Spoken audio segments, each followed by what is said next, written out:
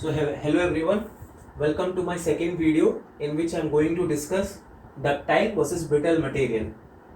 So all our structural engineering, RCC, strength of material is going to play around these two materials, that is ductile and brittle material. So it's very important to know about them.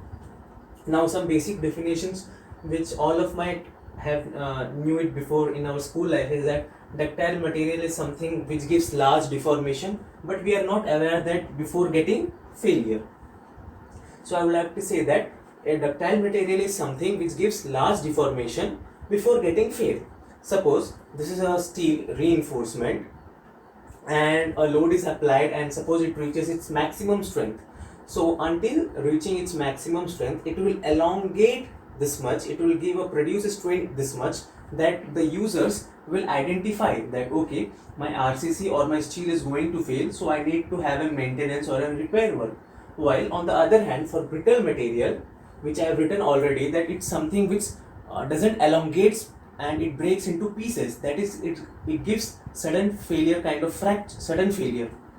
So suppose this is a concrete slab and suppose it reaches its maximum tensile strength. So without giving any prior indication to the users, it will fail suddenly into pieces, which will give severe threat to life and property. Now coming to the third point, in the last video I have already mentioned that for brittle material the strength is comparatively more than the ductile material. The reason why is that in ductile material the bonding is comparatively less than the brittle material. And why the bonding is less? Due to the higher void spaces. In brittle material, the void spaces are actually doped with carbon. So since it's doped with carbon, the strength of the material increases. Now coming to the fourth and the most important point is that the order of strength of ductile material, the compressive strength is the greatest among all, followed by tensile and the shear strength. So here, as I have written, that sigma of UC, U here depicts the ultimate strength and C is nothing but it stands for compression. So the sigma ultimate compression is greater than the ultimate tensile stress, which is greater than the ultimate shear strength. So from this equation we can see that a ductile material is weakest in shear strength. That means a ductile material will fail at a plane of maximum shear stress. That what that means कि यहाँ पे हम देख पा रहे हैं कि compressive strength सबसे ज़्यादा है और shear स्ट्रेंथ लेने की कैपेसिटी डक्टाइल मटेरियल की सबसे कम. तो सपोज ये इसका shear compressive strength suppose x है, x MPa, टेंसाइल स्ट्रेंथ है y MPa और shear स्ट्रेंथ है z MPa.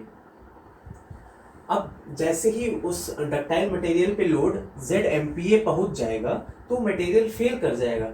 It will not wait to come until x MPa, and because z MPa comes first because it's the least strength value actually, since x is greater than y is greater than z.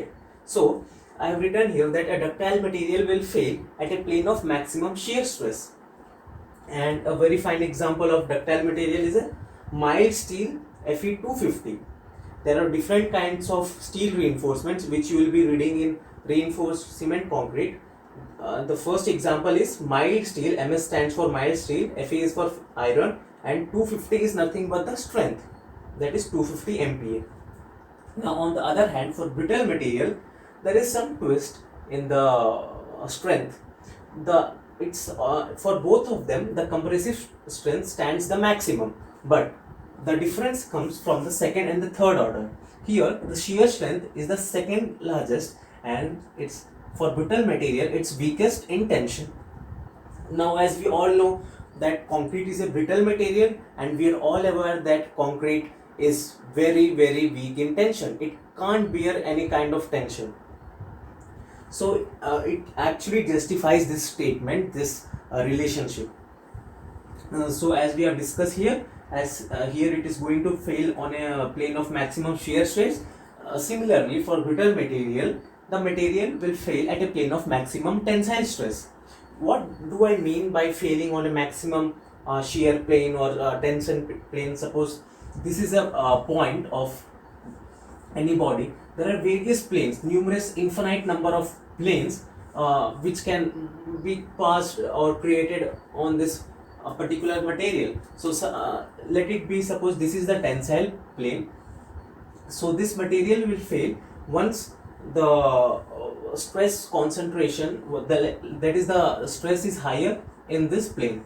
Suppose, for example, this is not an actual representation. So that is what it means by that a material will fail on a plane at which tensile stress is maximum, because it is weakest in tension. So as soon as this value of tensile strength will be reached upon this material, it will fail, it will break down. So that's what I was saying, and these two relationship are very important from objective point of view, or from interview or YOC point of view. And the last and the most important thing is that, as we know that brittle material are comparatively of higher strength than that of ductile material. So obviously material with higher ultimate strength will be of more brittleness.